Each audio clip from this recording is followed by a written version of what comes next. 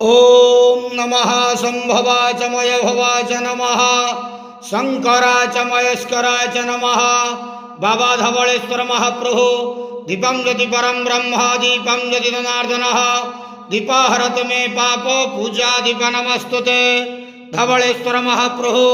संसार सुखी रखंतु आज शुभ बुधवार रे समस्त श्रद्धालु भक्त मानक आशीर्वाद करंतु मनस्कामना पूर्ण करंतु कर्म क्षेत्र उन्नति करंतु ग्रहरिष्ट खंडन करंतु जगतर मंगल करंतु विश्वर कल्याण करंतु आपणकर नाम प्रकाश करंतु सेवकरणाक श्रवण करंतु समस्त गुआवसा भक्त मानकर मनस्कामना पूर्ण करंतु बाबा धवलेश्वराय नमो नमः